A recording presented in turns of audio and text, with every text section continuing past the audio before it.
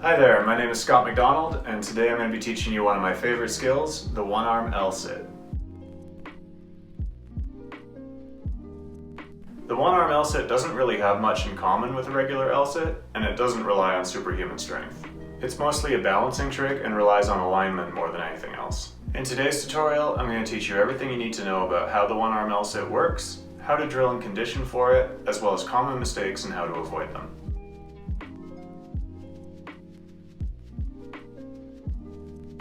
As with virtually every other hand balancing skill, the one-arm L-sit is best learned on flat, level, solid ground. Hardwood and concrete are great, grass works perfectly fine, but you want to avoid gymnastics floor and hand balancing canes.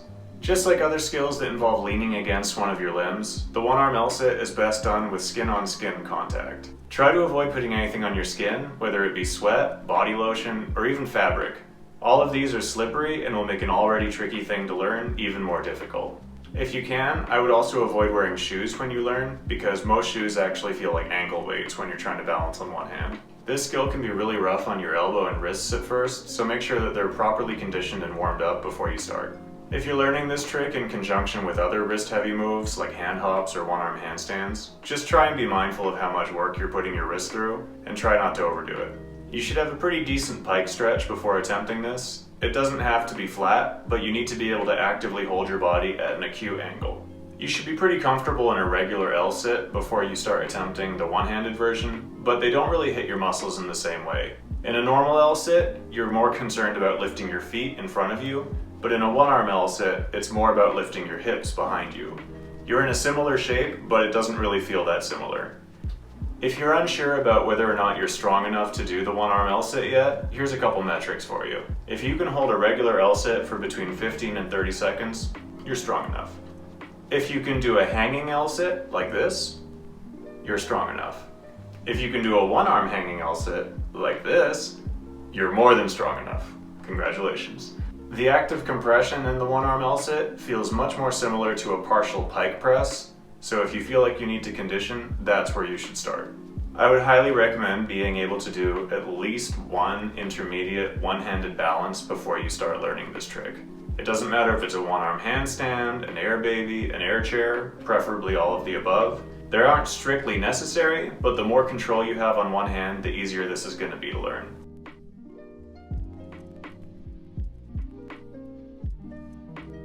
One-arm L-sit technique is comprised of three main components: lean, body positioning, and engagement. As you can see clearly from a front or back view, you don't just do a regular L-sit and then lift one hand. You lean very asymmetrically over one side in order to stack your weight.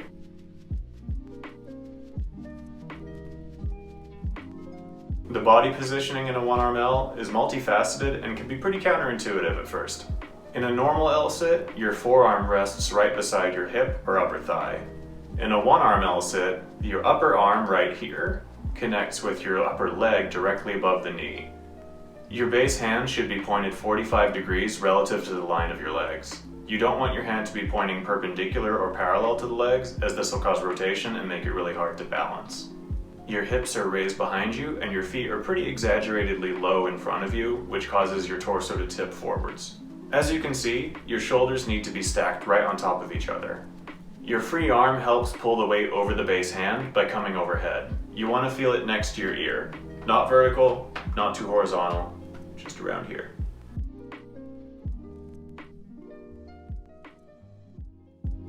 Even if you're perfectly leaned and you have flawless body positioning, without engagement the skill still will not work. The one-arm L-sit is a very active position that requires constant micro adjustments to balance, even if it looks like a static position from the outside. Make sure you push through your base lat to help lift your torso away from the floor and stabilize your body. Your fingers should be actively spread to create more surface area and a wider foot to stand on. Make sure you keep the weight in your fingertips and grip the floor. You want to keep the weight out of your palm.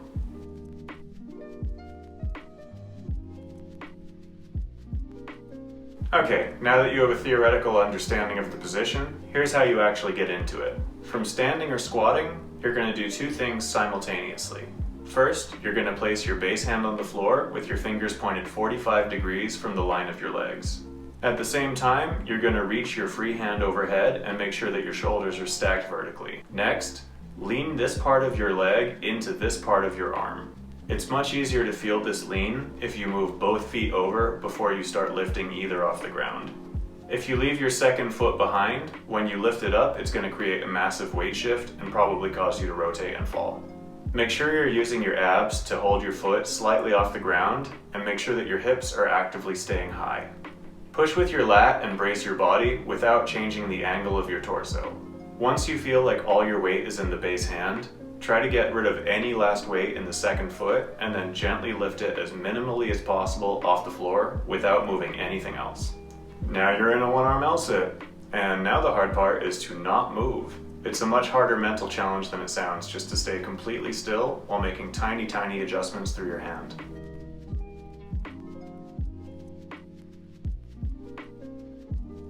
Now that you have the gist of the skill and how to get into it, here are some exercises you can use to condition. With all exercises, make sure that you're trying to replicate the feeling of the one-arm L-sit. In other words, make sure you have as much weight as possible in the base hand and that you're making sure to still keep your hips as high as possible. To condition for the active compression, you can go into an L-sit on handstand canes, on the edge of a countertop, or really anywhere that you can get both hands on a solid surface and lift your hips between them. First, go to a regular L-sit, and then try to lift your hips behind you without planching your shoulders forward. When you reach the point in the range of motion where your hips no longer feel super heavy, stay there, and once that becomes comfortable, you can pulse your feet towards your face. A really great drill is to just do a one-arm L-sit while holding on to something with your free hand. A cane, the back of a couch, a friend who can spot you, or even an aerial strap would do perfectly for this. This lets you build endurance and strength without having to take your full weight. As you get more comfortable, you can start shifting more and more of the weight into the base hand and out of the free hand. Another really great conditioning tool for the one-arm L-sit is to take the position but leave both feet on the ground. This is still challenging and really feels the same as holding the real position, so you can build these holds and then take one foot off the floor and then eventually start just tapping the one foot that's left on the ground until you can take both off the ground completely. You can also do a one-arm L-sit holding your feet underneath the plane of the floor by doing it on the edge of a chair or a cliff. One last really good exercise for the one-arm L-sit is to lift the leg that's leaned into the arm, but then bend the other knee and fold the foot beneath you. The closer it is to the base hand, the more it's going to replicate the feeling of the one-arm L-sit without giving your full weight to it.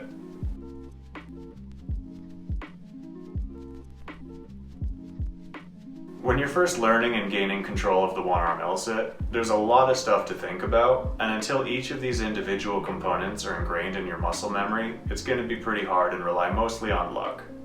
If you try to focus on 2 to 3 of these facets each session, you'll make short work of the skill pretty quickly. There are a lot of potential errors that can be made while learning the one-arm L-sit, but they all fall into 3 main categories: positioning, engagement, and movement. If you're not in the right position, it doesn't matter how strong or flexible you are, you won't be able to hold the shape. Make sure that your upper arm is making contact right above your knee. Your arm shouldn't be anywhere close to your hip, and you also shouldn't be putting your knee anywhere on your lower arm. Your shoulders need to be stacked on top of each other for the balance to work properly. Make sure you're not hunching too far forward or down. This in particular will cause your free hand to be way more horizontal than you want it to be. If you feel like you're falling away from your base arm and back towards equilibrium, you're probably not leaning into it far enough, or you might be leaving your second leg too far behind. Make sure both legs are leaned towards the arm. Trying to lift your feet too high will cause you to tip backwards, as will lowering your butt. Lifting your free arm too high or opening the shoulder excessively will also cause you to tip backwards. Make sure you don't side bend at the waist like a flag. You want to lean your entire torso over as one unit, and you can tilt your hips and toes to help with this feeling. Make sure that your fingers are pointed in the correct direction and that they're spread wide. If your weight falls into your palm instead of in your fingertips, you might crunch your wrist and you'll probably fall. If your positioning is solid but you're not actively engaging yourself, your holds are going to be very short.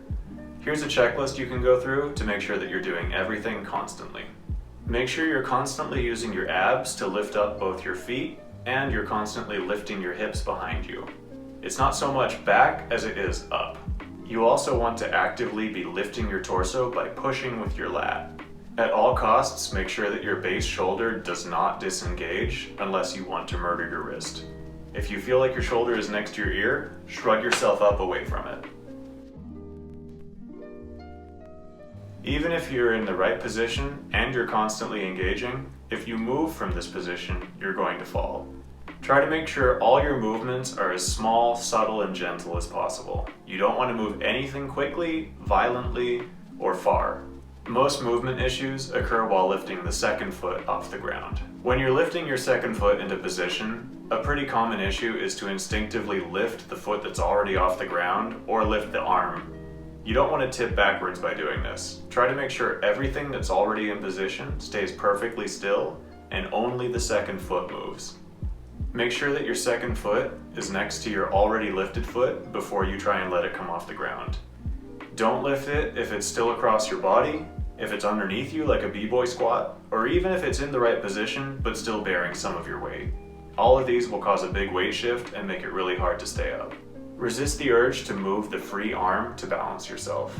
It's only going to hurt you until you've learned how to balance the position properly.